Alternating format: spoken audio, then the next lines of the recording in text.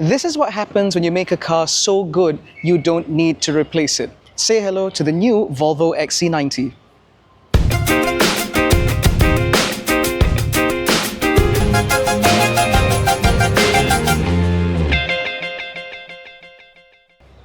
Now, the Volvo XC90 will continue to be made available in our market as both a T8 PHEV as well as a B5 mild hybrid. Both cars, however, use the same 2-litre 4-cylinder turbocharged petrol engine, which now produces a little bit less power and torque, but should now also be a lot more efficient. However, on the T8 plug-in hybrid, naturally, there is also an 18 kilowatt-hour battery which powers a motor over the rear wheels, providing this car with explosive performance, being able to go from 0 to 100 in a little bit over 5 seconds while still consuming under 1.5 litres per 100 kilometers.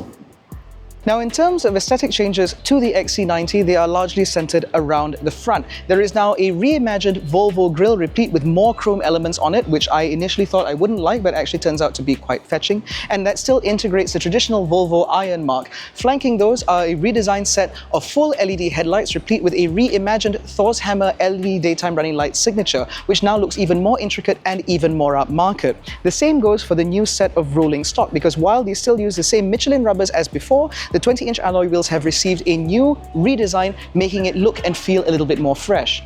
However, as we move towards the rear, everything becomes a little bit more predictable, because the only aesthetic change toward the rear are a set of smoked LED taillights and nothing else. However, given the fact that this car continues to be very warmly received in our market even prior to the facelift, we didn't think that there was much that had to be changed on this car, so not much was.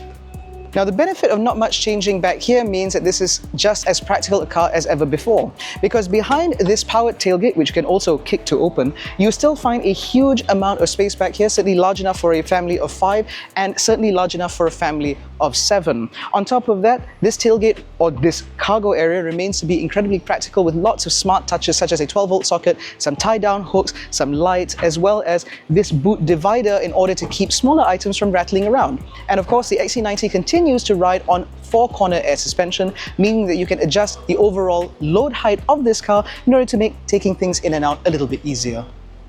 And just like the exterior, the interior is a matter of evolution and not revolution. It's about looking at little things and upgrading slightly smaller final touches to create a much more appealing interior. So for example, the metal trim on the dash has now been redesigned. The dash front itself now features a new kind of wood grain displayed in a new manner, and it now integrates the interior ambient lighting system a little bit better as well.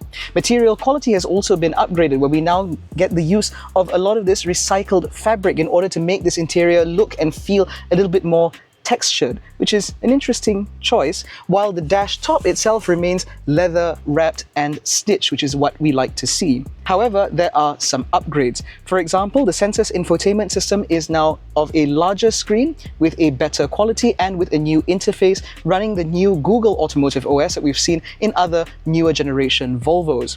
Now, while this also integrates Apple CarPlay, Android Auto is not certain, although it can be added via an over-the-air update if Volvo Car Malaysia wants it.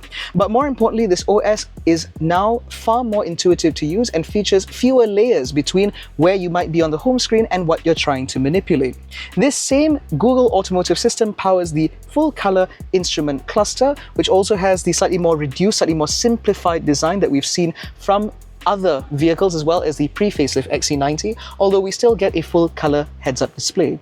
Other notable features in here include powered and ventilated front seats, replete with bolster adjustment, lower thigh adjustment, as well as this gorgeous Napa leather interior. The Bowers and Wilkins system in this car also now feature newer, more intricate speaker grills, again to make this car look and feel a little bit more posh. And just like it's always been, the XC90 remains incredibly practical in the second row, with plenty of space for passengers, a set of coolers and controllers here for the second row climate control for left and right. You still get a set of vents here which are actually angled properly to hit your face, but you also get air conditioning vents on the B pillar and even the C pillar, ensuring that life in the third row is just as comfortable. You have sun blinds here, an integrated booster seat here, as well as the same gorgeous Bowers and Wilkins laser cut aluminium speaker grills that we saw in the front. Overall, nothing here needed to be fixed because there's nothing wrong with it. The same goes with space in the third row, which remains comfortable enough for full-size adults for maybe a couple of hours. Now, outdoing certain German competitors, the Volvo XC90 will be made available in Malaysia with a full 5-year unlimited mileage warranty. On top of that, for an additional 14,000 ringgit, you can add the Volvo service package, which covers all of your necessary service items, as well as a couple of wear and tear items like brake pads and wipers. Now, in terms of pricing, the XC90 B5 will start at a little bit over 413,000 ringgit replete with that 5-year warranty. Whereas if you'd like to step up into the more powerful and also more efficient T8, that will cost you about 430,000+ ringgit. Availability is now available nationwide to order at any Volvo dealership near you. Let us know what you think about the new Volvo XC90 in the comments section below. Do you think that this car is as impressive today as it has ever been? And more importantly, what do you think about the new grille?